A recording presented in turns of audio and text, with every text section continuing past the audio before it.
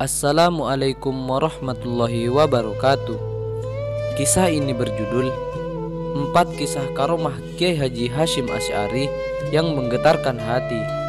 Kisah karomah yang pertama, mengetahui isi hati orang. Mengetahui isi hati orang lain bukanlah sembarang pencapaian. Tentu kebersihan hati dan keteguhan spiritual yang dapat sampai pada kemampuan itu. Kiai Hashim, menurut kesaksian Kiai Abu Bakar, dapat mengetahui isi hati orang lain. Padahal saat itu tidak pernah diceritakan hal tersebut kepada beliau. Misalnya, sebagai santri kalong yang tidak menginap di pondok, alias pulang pergi pondok dan rumah. Suatu saat, beliau berangkat dari rumah ke pondok jalan kaki, melewati prostitusi dekat pondok, yang juga merupakan bentukan pemerintah Hindia Belanda melalui pabrik gula Jokir. Beliau tiba-tiba menggumam dalam hati, kok bisanya tempat seperti ini ada dekat sekali dengan pondok. Beliau melihat adanya perempuan-perempuan di pinggir jalan menjajakan diri, menawarkan diri pada lelaki hidung belang yang mungkin kebetulan lewat dan mau mampir. Saat itu beliau juga ditawari. Dalam bahasa, beliau bercerita ditarik-tarik. Beliau berpikir negatif, kok bisanya dekat pondok Tebu Ireng ditempati wanita-wanita seperti ini. Saat itu usia beliau masih muda, jelas pikiran mudah sekali kemana-mana. Sesampainya di pondok, beliau tetap kepikiran tentang hal itu. Tiba-tiba pukul 8 seusai mengaji, Kiai Hashim mengumpulkan santri. Abu Bakar muda ada di antara kumpulan santri itu. Beliau dawuh banyak hal, namun pamungkasnya beliau mengatakan perkataan yang cukup mencengangkan dalam benak Abu Bakar remaja. Begini ya nak, kamar mandi itu ada kalinya untuk pembuangan. Kalau tidak ada tempat pembuangan, bagaimana bisa punya kamar mandi? Mendengar dawuh begitu, Abu Bakar muda ini tersentak seperti didawuhi di depan umum oleh Kiai Hashim. Padahal santri lain tidak tahu bahwa itu menyindir santri kalong bernama Abu Bakar. Sejak saat itu, Kiai Abu Bakar tidak mau berprasangka buruk lagi tentang pondok dan keadaan masyarakat sekitarnya. Pengalaman kedua masih sama, pembelajaran kelas. Biasanya berakhir menjelang duhur.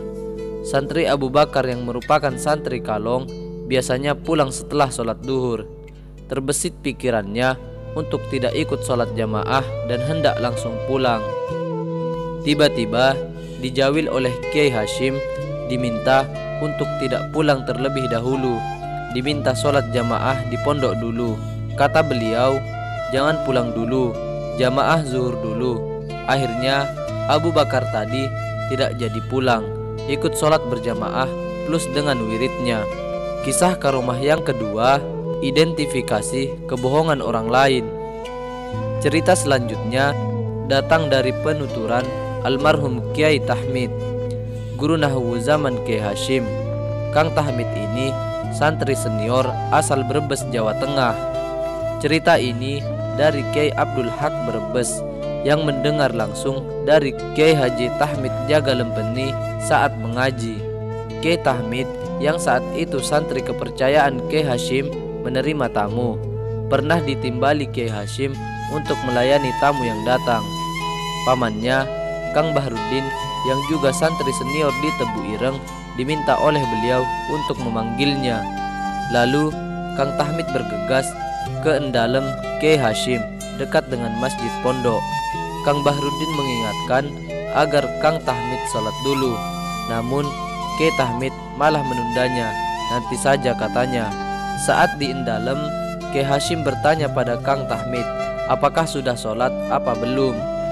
Kang Tahmid berbohong mengatakan sudah.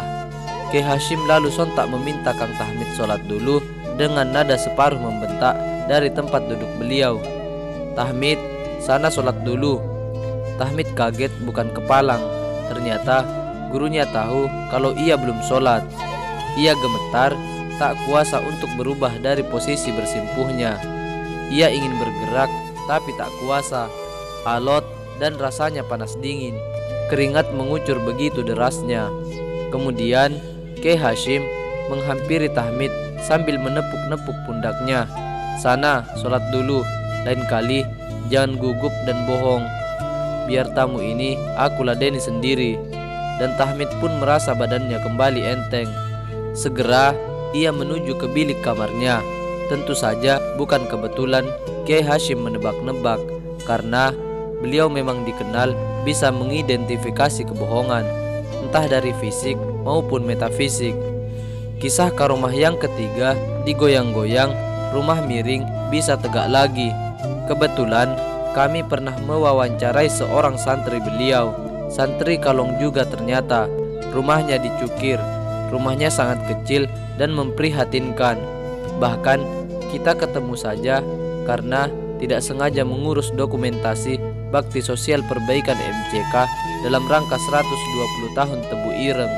Beliau namanya Ahmad Taib, jauh dari kesan kiai atau ahli agama. Dengan pakaian biasa, beliau ini bercerita tentang salah satu karomah Kiai Hashim. Suatu saat, si Taib muda merenung di senggangnya waktu. Tiba-tiba Kiai Hashim datang dan bertanya, "Ada apa nak?